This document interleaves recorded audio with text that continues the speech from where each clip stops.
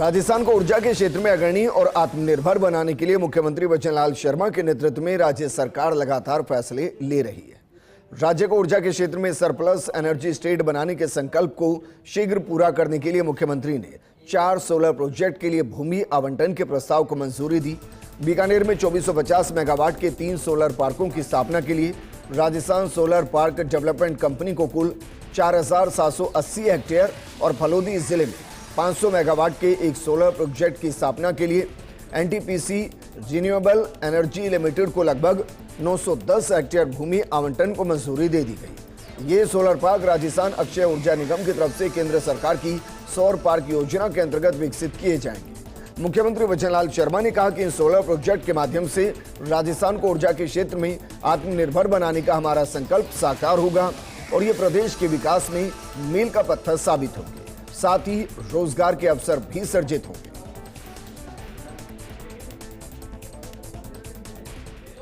प्रदेश के मुख्यमंत्री वचनलाल शर्मा ने ब्यावर के आशापुरा माता धाम में सम्राट पृथ्वीराज चौहान जयंती समारोह की समापन कार्यक्रम में शिरकत की, जहां उन्होंने मां आशापुरा के दरबार में पूजा अर्चना कर आशीर्वाद लिया। इसके बाद सम्राट पृथ्वीराज चौहान की मूर्ति पर माल्यार्पण कर उन्हें नमन किया। कार्यक्रम को संबोधित करते हुए मुख्यमंत्री शर्मा ने युवा पीढ़ी को पृथ्वीराज चौहान के आदर्श जीवन से प्रेरणा लेने की बात कही और अपने लक्ष्य और विचारधारा के साथ आगे बढ़ने के लिए प्रेरित किया। साथ ही मुख्यमंत्री ने इस मौके पर आयोजित किए गए सामूहिक विवाह सम्मेलन की सराहना कर नवविवाहित जोड़ों को आशीर्वाद दिया। इस दौरान आरएसएस राजस्थान के क्षेत्र प्रचारक निम्बाराम, मेहंदीपुर बालाजी धाम के महंत महामंडलेश्वर डॉक्टर नरेश पुरी महाराज, विप के केंद्रीय मंत्री उमाशंकर, कैबिनेट मंत्री अविनाश गहलोत, सुरेश सिंह रावत, सांसद महिमा कंवर मेवाड़, आयोजन समिति के संयोजक पूरन सिंह रावत, पृथ्वी सिंह भोजपुरा सहित कई लोग मौजूद रहे। राजस्थान ये वीरों की भूमि है। इसके कड़कड़ में शौर्य, वीरता और त्याग की गाथाएं रची हुई हैं। इनकी खूबियों की वजह से राजस्थान की विश्व भर में एक अलग पहचान है। राजस्थान के वीरों में सम्राट पृथ्वीराज चौहान का नाम स्वर्ण अक्षरों में लिखा हुआ है, जिनकी रगों में शौर्य और पराक्रम का रक्त दौड़ता था। मैं सम्राट पृथ्वीराज चौहान के जन्मोत्सव समारोह के अवसर पर उन्हें कोट कोट नमन करता हूं।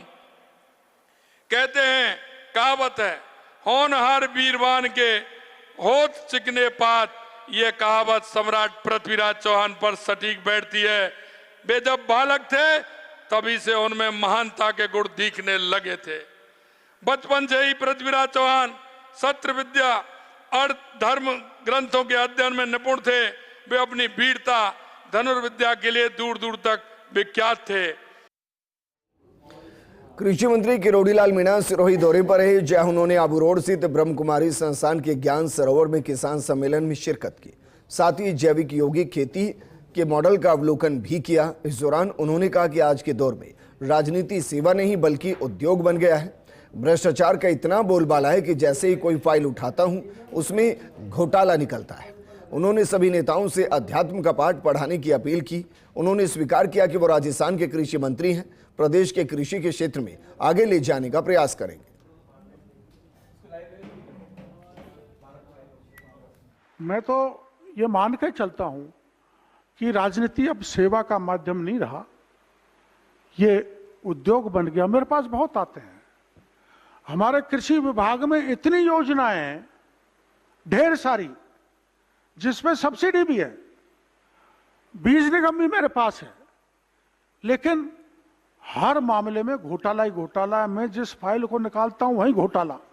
3 अफसर तो ऐसे थे, वो 20 साल से उन्होंने जगह नहीं छोड़ी बीज निगम में। 3 राज बदल गए, लेकिन मैंने उनको हटा दिया तो भूचाल आ गया। मैं ये बात इसलिए कह रहा हूं कि अगर मैं मजबूत हूं, ईमानदारी से किसानों की सेवा करना चाहता हूं और गांव का विकास करना चाहता हूं, तो पैसे की कोई कमी नहीं है। जो भ्रष्टाचार के नाम पे लीकेज हो रहा है, अगर इसको जनप्रतिनिधि और सरकार रोकने में सफल रही तो मेरा गांव का विकास और मेरा गांव का किसान आगे बढ़ेगा। इसमें किसी प्रकार का कोई शक शुबा नहीं है।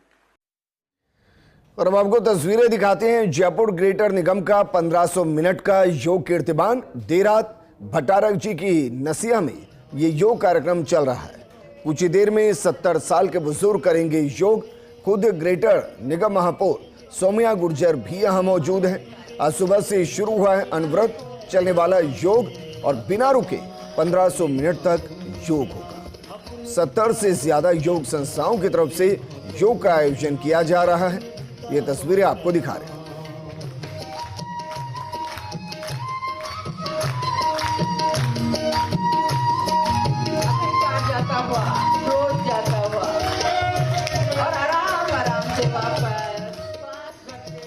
मेरे सहयोगी भारत दीक्षित वहां से जुड़ गए। भारत, जरा बताइए 1500 मिनट का योग कीर्तिमान, इसके पीछे की वजह क्या है? अपने आप में रिकॉर्ड बनने वाला है?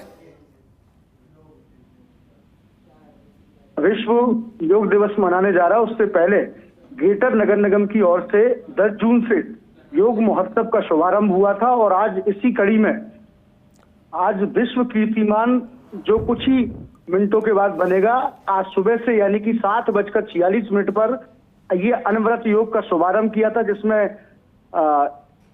उप मुख्यमंत्री प्रेमचंद बैरवा, यूडीएच मंत्री जावर सिंह खर्रा, जयपुर शहर सांसद मंजू शर्मा सहित तमाम जो पार्षद चेयरमैन है और खुद ग्रेटर नगर महापौर सौम्या गुर्जर भी यहाँ पर मौजूद रही।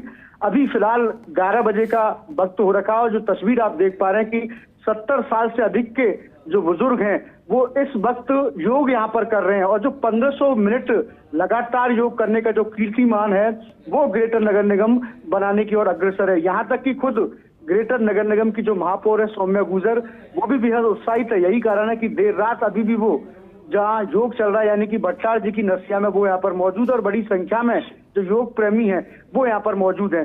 देखिए 10 जून से इसकी शुरुआत हुई थी और सबसे अहम बात यह है कि स्वस्थ जयपुर स्वच्छ जयपुर की थीम पर इस योग महोत्सव का शुभारंभ किया गया था। यानी कि अगर योग करेंगे तभी स्वस्थ रहेंगे और स्वस्थ के साथ साथ स्वच्छता का भी संदेश ग्रेटर नगर निगम दे रहा है। लेकिन सबसे बड़ी बात है कि 1500 मिनट का जो योग कीर्तिमान ग्रेटर नगर निगम कल सुबह जो बनाएगा तो वाकई में जयपुर के लिए नहीं पूरे प्रदेश भर के लिए एक बड़ी कामयाबी है। जी विजेंद्र। बिल्कुल भारत, और ये 1500 मिनट कब पूरे होने वाले हैं और क्या पूरी रात योग चलेगा? देखिए बिल्कुल, आपको बता दूं कि आज सुबह 7:46 पर इस योग की शुरुआत हुई थी और करीब 70 से अधिक जो योग संस्था है उनके जो योगाचार्य हैं, तमाम स्टूडेंट्स हैं, योग प्रेमी हैं, वो इस योग कीर्तिमान में भाग ले रहे हैं और लगातार बिना रुके हुए ये जा रहे हैं। देखिए लगातार 70 से अधिक जो संस्थाएं हैं वो इस 1500 मिनट के जो योग कीर्तिमान है उसमें शामिल ले रही हैं। यानी कि सुबह 7:46 से ये योग शुरू हुआ था और बिना रुके हुए अभी भी ये जारी, आप तस्वीर देख पा रहे हैं कि बिल्कुल भारत, 1500 मिनट यानी कि लगभग 25 घंटे, यानी कि सुबह 8:46 तक ये चलता रहेगा। जी बिल्कुल, देखिए आज सुबह 7:46 का इसका शुभारंभ हुआ था और लगातार ये योग है। अभी भी आप तस्वीर देख पा रहे हैं, ये जो लाइव तस्वीर हमारे दर्शक देख पा रहे हैं, लगातार ये योग है वो जारी है और कल सुबह तक ये योग है वो चलेगा और सुबह कीर्तिमान ग्रेटर नगर निगम बनाएगा, जिसमें जयपुर राइड्स का बात करें, योगाचार के तमाम जितनी भी संस्थाएं हैं योग की, उनका महत्वपूर्ण योगदान है और सबसे विशेष बात यह है कि ग्रेटर नगर निगम ने उसमें पूरी तरह से उत्सुकता दिखाई है। बिल्कुल भारत, शुक्रिया तमाम जानकारी हमारे साथ साझा करने के लिए। आगे बढ़ते हैं। केंद्रीय वन एवं पर्यावरण मंत्री भूपेंद्र यादव अलवर दौरे पर रहे। भागीरथ जयंती के अवसर पर केंद्रीय मंत्री यादव गोविंदगढ़ पहुंचे, जहां ओड समाज के लोगों ने फूल मालाओं के साथ जोरदार स्वागत किया। इस दौरान भूपेंद्र यादव ने कहा कि भागीरथ महाराज का आशीर्वाद लेने के लिए मुझे बुलाया है और इसलिए सबसे पहले पानी की समस्या का काम करना है। आज़ादी के बाद जब गंग नहर राजस्थान में आई तो उसके काम करने वाले हमारे ओड समाज के ही लोग थे। नशा मुक्ति को लेकर कहा कि भागीरथ बनने का अर्थ यह है कि जहां पर धरती पूरी तरह से रेतीली हो तो उस धरती को हरा भरा बनाने वालों को ही भागीरथ कहते हैं। इस दौरान उन्होंने पुरानी धर्मशाला के जीर्णोद्धार के लिए सांसद कोष से बजट देने की बात कही और गांव में बच्चों की पढ़ने के लिए ई लाइब्रेरी और खेल मैदान के निर्माण करने की भी बात कही। आपकी जो धर्मशाला फील्ड है उसको नए तरीके से बनवाने का काम कीजिए। मैं सांसद कोष से कितनी राशि कहोगे सहायता करने के लिए तैयार। एक ऐसा प्रेरणा स्थल बनाइए जहाँ गांव में बच्चे रहने वाले बच्चे पढ़ सके, नौकरी चाहने वाले बच्चे कोचिंग कर सके, स्किल डेवलपमेंट करने वाले बच्चे स्किल सीख सके और मैं 5 साल कदम से कदम मिला करके आपके समाज के साथ चलने को तैयार हूँ। ये भूपेंद्र यादव, ये आपका सांसद। प्रकृति और पर्यावरण की भारतीय संस्कृति का संरक्षण जरूरी है। संस्कृति के आंतरिक संतुलन को क्षति पहुंचाए बगैर विकास की सोच को मूर्त रूप दे, ये कहना है प्रदेश के राज्यपाल कलराज मिश्र का, जिन्होंने श्री कल्पतरु संस्थान की तरफ से आयोजित वृक्ष मित्र सम्मान समारोह में शिरकत की। राज्यपाल ने प्रतिदिन एक पौधा लगाकर उसे संरक्षित करने वाली उमा व्यास को वृक्ष मित्र के रूप में सर्वश्रेष्ठ स्वयंसेवक का सम्मान दिया। वहीं कृषि मित्र के रूप में कई पर्यावरण कार्यकर्ताओं को भी सम्मानित किया गया। राज्यपाल मिश्र ने कहा कि भारतीय सनातन दृष्टि प्रकृति पूजक की रही है। इसके पीछे बड़ा वैज्ञानिक तथ्य यही है कि पारिस्थितिक संतुलन बना रहे।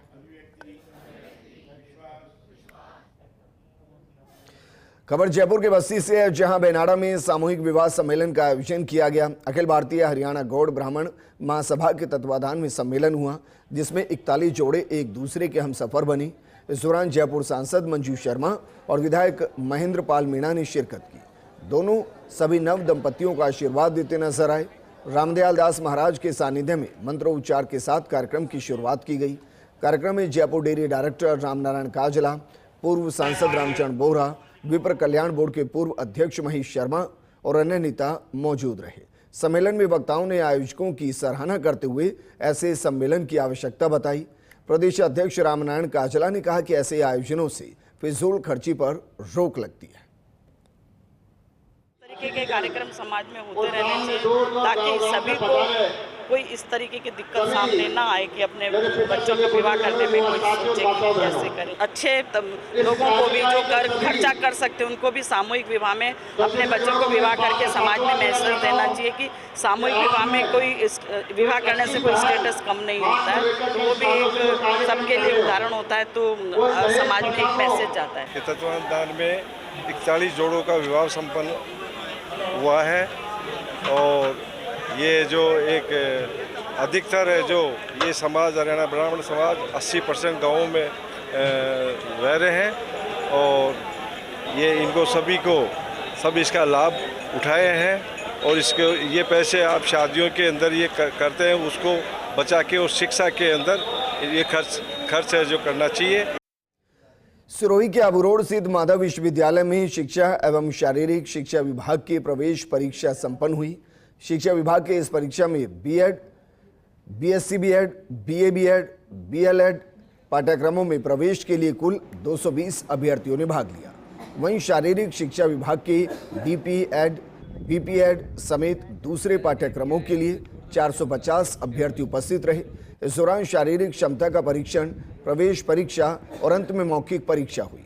इन परीक्षाओं को सफलतापूर्वक आयोजित कराने के लिए डॉक्टर भरत चौधरी का विशेष योगदान रहा। वहीं परीक्षा नियंत्रक डॉक्टर मुकेश कुमार महावर ने पैनल के सभी सदस्यों को उनकी कड़ी मेहनत और समर्पण के लिए धन्यवाद दिया। प्रेसिडेंट डॉक्टर राजीव माथुर और रजिस्ट्रार डॉक्टर भावेश कुमावत ने प्रवेश परीक्षा के दौरान उच्च मानकों को बनाए रखा और ये सुनिश्चित किया कि सभी परीक्षाएं निष्पक्ष और पारदर्शी रूप से संपन्न हों। मुख्यमंत्री वचनलाल शर्मा के नेतृत्व में खान विभाग में मेजर मिनरल ब्लॉक की नीलामी में नया रिकॉर्ड बना दिया गया है।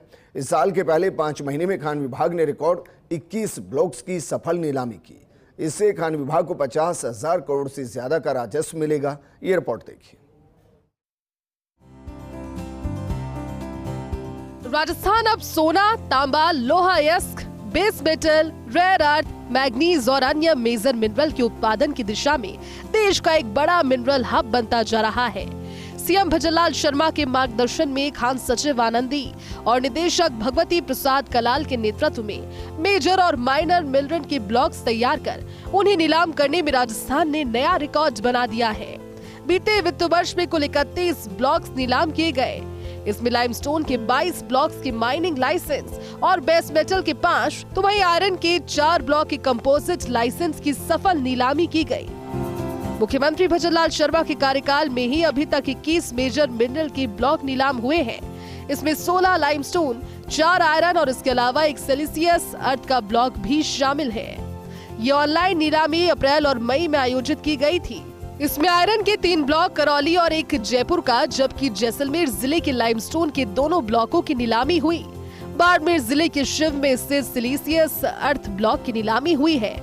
तो वही लाइमस्टोन के 3 और ब्लॉक की सफल नीलामी भी हुई, जिसमें नागौर का TKB 11 लाइमस्टोन ब्लॉक नीलाम हुआ। Galaxy mining and royalties private limited ने उच्च बोली लगाई। रिजर्व प्राइस का 51.05% लगाई उच्च बोली। तो वहीं नागौर का TKB 17 limestone block JK cement ने उच्च बोली लगाकर किया अपने नाम। रिजर्व प्राइस की 74% JK सीमेंट ने लगाई बोली। नागौर का TKB 18 limestone block Sun City chemical and minerals के नाम। रिजर्व प्राइस की 38.05% लगाई गई बोली। माइनिंग लाइसेंस की नीलामी से खान विभाग को आने वाले वर्षों में 50,000 करोड़ से ज्यादा राजस्व मिलेगा। साथ ही इससे आत्मनिर्भरता, निर्यात भी बढ़ेगा और हजारों लोगों को रोजगार भी मिलेगा। अभी 48 लाइमस्टोन ब्लॉक की नीलामी की प्रक्रिया भी जारी है। ऐसे में उनकी नीलामी के सफल रहने की स्थिति में खान विभाग के राजस्व में जोरदार वृद्धि होगी और खान विभाग सरकारी खजाने में अपने योगदान को और बढ़ा सकेगा। दरअसल इस वर्ष की शुरुआत से ही खान विभाग ने मेजर मिनरल के नए ब्लॉक्स की ऑनलाइन नीलामी की प्रक्रिया को तेज कर दिया था। यही कारण है कि खान विभाग को ऑनलाइन नीलामी में बड़ी सफलता मिली। उम्मीद है कि ये टीम वर्क और कार्यक्षमता वृद्धि का दौर जारी रहेगा, ताकि खान विभाग का प्रदेश की अर्थव्यवस्था में योगदान और पुख्ता हो सके। फर्स्ट इंडिया न्यूज के लिए निर्मल तिवारी की रिपोर्ट। सांगोद पुलिस ने लड़कियों के व्हाट्सएप डीपी लगाकर ठगी करने वाले 2 आरोपियों को शिकंजे में लिया है। आरोपी जुनैद और वारिश डी के सिगरी थाना इलाके के निवासी हैं। ये शातिर लड़कियों की डीपी लगाने के बाद लोगों को अश्लील वीडियो कॉल करते थे और उनके वीडियो रिकॉर्ड करके उनको वायरल करने की धमकी देते थे। यही नहीं, ये शातिर नकली पुलिस अधिकारी बनकर रुपयों की मांग करते थे। साइबर सेल की मदद से लोकेशन ट्रेस के बाद पुलिस की संयुक्त टीम ने इनको पकड़ लिया। पूरी सांगोद पुलिस आरोपियों से पूछताछ में जुटी है।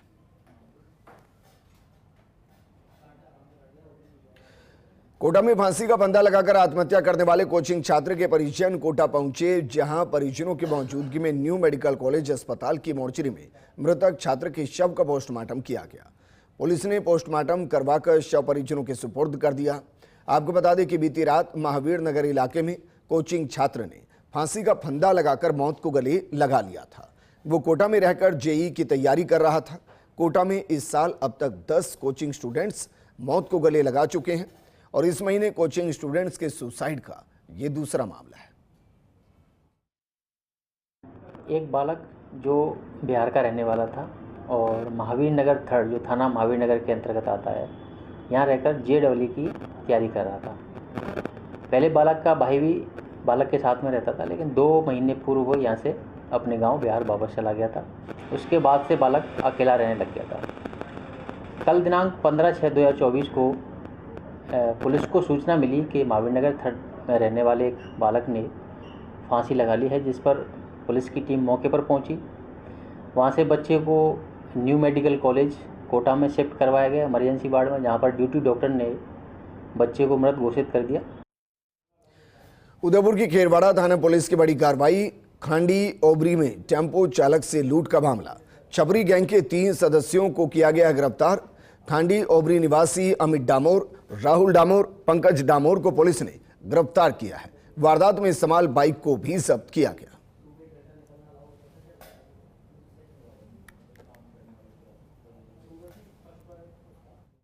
परसों रात्रि में एक वाहन चालक के साथ में लूट की वारदात को अंजाम दिया गया था, जिस पर कि पुलिस द्वारा त्वरित कार्रवाई करते हुए घटना में जो संदिग्ध अभियुक्तगण थे उसमें से 3 बालिग है तथा 1 नाबालिग है, उन्हें डिटेन कर लिया गया है तथा शेष 2 अभियुक्त की तलाश जारी है। उन्हें भी जल्द गिरफ्तार किया जाएगा और अग्रिम कार्रवाई की जाएगी। यूं तो घूमर विश्व की श्रेष्ठ लोक नृत्य शैलियों में शुमार है, लेकिन अब पूरा यूरोप राजस्थान के परंपरागत नृत्य घूमर का दीवाना हो चुका है। राजस्थान की बेटी धोली मीणा ने माल्टा में आयोजित अंतर्राष्ट्रीय संस्कृत उत्सव में 50 देशों के पर्यटक, टूर ऑपरेटर और ट्रैवल एजेंट के सामने घूमर की शानदार प्रस्तुति देकर राजस्थानी लोक नृत्य शैली का डंका बजवा दिया। ये रिपोर्ट देखिए। यूरोप में धौली मीणा ने 50 देशों के लोगों के सामने घूमर की प्रस्तुति देकर एक बार फिर भारतीय संस्कृति का 7 समंदर पार डंका बजाया। यूरोपियन देश माल्टा में आयोजित अंतर्राष्ट्रीय सांस्कृतिक उत्सव के दौरान उनकी प्रस्तुति का हर कोई कायल हो गया। धौली मीणा ने भारत का प्रतिनिधित्व करते हुए 50 से भी अधिक देशों के लोगों के सामने राजस्थानी पारंपरिक नृत्य घूमर की शानदार प्रस्तुति देकर उपस्थित लोगों का मन मोह लिया। उनको राजस्थान एवं भारतीय संस्कृति के रंगों में रंग दिया। कार्यक्रम 18वीं सदी में निर्मित फोर्ट प्रेमब्रॉक में वर्दिला इंटरनेशनल स्कूल की ओर से आयोजित किया गया। धौली मीणा ने घूमर के अलावा भारतीय खाने की स्टॉल भी कार्यक्रम में लगाई, जिस पर राजस्थानी पारंपरिक खाना दाल बाटी और चूरमा उपस्थित लोगों को खिलाया। धौली मीणा ने बताया कि लोगों को हमारा खाना बहुत पसंद आया। भारतीय स्टॉल के अलावा 35 अन्य देशों की स्टॉल भी लगाई गई। भारतीय स्टॉल की मेहमानों ने बहुत तारीफ की। लोगों ने धौली मीणा से कहा कि भारत की स्टॉल सबसे अच्छी थी। धौली मीणा ने बताया कि कार्यक्रम से पहले पिछले कुछ दिनों से तबीयत ठीक नहीं थी। मन में डर था कि पता नहीं कर पाऊंगी या नहीं, लेकिन फिर हिम्मत कर देश और आपनों राजस्थान के मान सम्मान और हमारी संस्कृति को 50 देशों के लोगों को अवगत करवाने के लिए पूरे दिल से कोशिश की। यूं तो राजस्थान में लोक नृत्य की बहुत सी शैली है, जिनमें कालबेलियां, कच्ची घोड़ी, गैर, चक्री सहित अन्य शैली शामिल है, लेकिन घूमर की लोकप्रियता 7 समंदर पार तक है। अब माल्टा में धौली मीणा ने 50 देश के पर्यटकों के सामने घूमर की प्रस्तुति देने से इसकी लोकप्रियता में और इजाफा हुआ। जल्द ही पर्यटन विभाग भी राजस्थानी लोक नृत्य को अंतर्राष्ट्रीय स्तर पर पहचान दिलाने के लिए एक योजना तैयार कर रहा है। फर्स्ट इंडिया न्यूज के लिए जयपुर से निर्मल तिवारी की रिपोर्ट।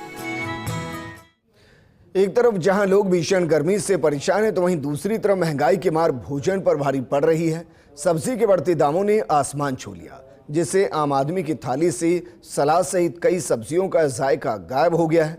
कमरतोड़ महंगाई की मार इतनी है कि अब गरीब प्याज फोड़कर भी रोटी नहीं खा सकता। महंगाई के भेंट चढ़े प्याज के भाव भी लगातार बढ़ रहे हैं। दौसा में आमतौर पर 10 रुपए बिकने वाला आलू अब 30 और प्याज 40 रुपए किलो है।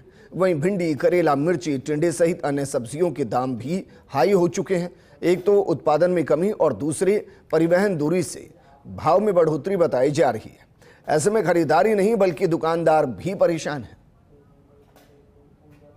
सब्जी के भाव आसमान छूने लगे हैं और इस भीषण गर्मी के दौर में लोगों को सब्जी खाना एक चुनौती भरा काम हो गया है।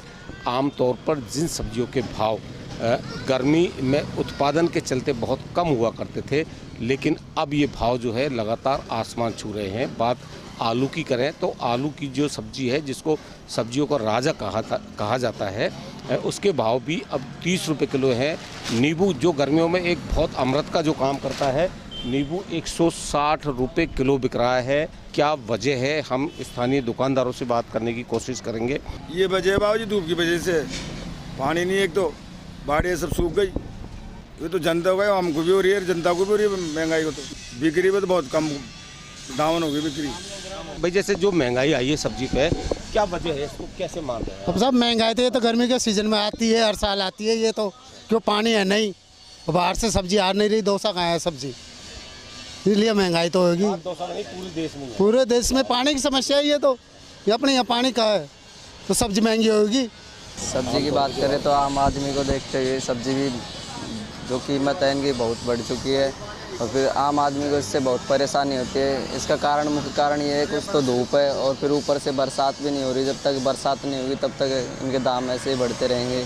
जब बरसात हो जाएगी तब थोड़ा डाउन भी हो जाएगा।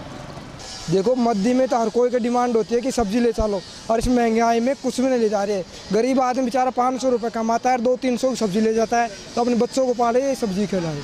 जो सब्जी का भाव है वो कहीं ना कहीं बहुत ज़्यादा प्रभावित करता है और इस भीषण गर्मी में जो लोग आराम की ज़िंदगी जीना चाहते हैं, सब्जी उनके जायके को, रसोई के स्वाद को कहीं ना कहीं प्रभावित कर रही है। Laxmikant Sharma, first India news, Dausa. Rajasthan में भीषण गर्मी का दौर जारी है और भीषण गर्मी के चलते मरुधरा में सब्जियों के दाम भी आसमान को छू रहे हैं। गर्मी के चलते सब्जियों की आवक कम हो रही है और बाजार में सब्जियों की डिमांड ज्यादा है। टमाटर 100 रुपए किलो की पार पहुंच चुके हैं तो नींबू 200 रुपए प्रति किलोग्राम के भाव से बिक रहे हैं। हरी मिर्च के दाम भी 100 रुपए तक पहुंच चुके हैं। सब्जी महंगी होने के चलते थाली का बजट गड़बड़ा चुका है। आसमान छूते सब्जी के दामों को लेकर हमारे सहयोगी वजाहत अख्तर ने मंडी का जायजा लिया।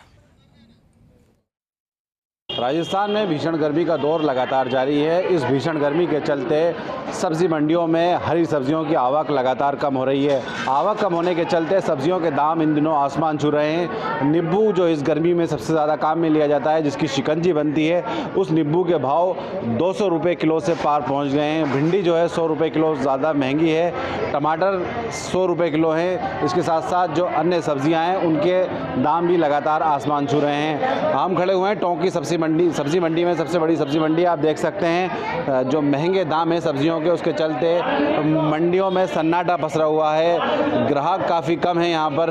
लोगों का यही कहना है कि सब्जियों के दाम आसमान छू रहे हैं। थाली का बजट जो है वो बिगड़ गया है। कुछ खरीदार यहाँ पर आए हुए हैं, बातचीत करते हैं। किस तरीके से भाव हैं सब्जियों के आप लेना है? सब्जियों के बहुत आसमान को छू रहे हैं। नींबू 150 रुपये किलो बोल रहे हैं। मिर्ची जो बहुत सस्ती थी 40 रुपये किलो, वो 125 रुपये किलो हो रही है। हर चीज़ चारों तरफ त्राई हो रही है सब्जियों में। मनमापे दाम लिए जा रहे हैं। थाली का बजट गड़बड़ाया हुआ है। हाँ, पूरा गृहस्थी का बजट गड़बड़ हो रहा है। गृहस्थी का, रसोई का बजट जो है, थाली का बजट गड़बड़ हो गया है, क्योंकि हरी सब्जियों के दाम आसमान छू रहे हैं। कुछ और लोग हमारे साथ मौजूद हैं। किस तरीके से देखते हैं लहसुन? महंगाई बहुत ज़्यादा बढ़ रही है। प्याज बहुत ज़्यादा महंगे हो रहे हैं। 40 रुपये किलो प्याज और लहसुन 200 रुपये किलो पहुँच चुका है, और टमाटर 100 रुपये किलो पहुँच चुके हैं। सब्जी मंडी में रसोई का बजट बिल्कुल बिगड़ गया है। अब कैसे काम चला रहे हैं इसमें? अब चल रहा कम लेके काम चला रहे हैं। लोगों का कहना ये है कि कम लेकर काम चला रहे हैं। कुछ और लोग हमारे साथ मौजूद हैं। महंगी क्यों आ रही है? क्या आवक है? महंगी आवत है सो मांग पानी कोई बाड़ो न बावड़ा, पानी कोई बाड़ो न बावड़ा। काय महंगी काय न वो सब महंगी है। उली सब्जियां महंगी हैं तो ग्राहक आ रहे नहीं आ रहे? गिराई तो आवेला जान थोड़ा गना तो। लोगों का कहना यह है कि जो भीषण गर्मी है उसके चलते लगातार सब्जी की आवक जो है वो कम हो रही है। गर्मी जब कम होगी तो सब्जी की आवक बढ़ेगी। उससे हो सकता है कि आने वाले समय में सब्जियों के दाम कम हों। वजाहत Akhtar, first India news, Tonk. इस बुलेटिन में फिलहाल इतना ही, लेकिन आप बने रहिए फर्स्ट इंडिया न्यूज़ के साथ, क्योंकि खबरों का सिलसिला लगातार जारी है। नमस्कार।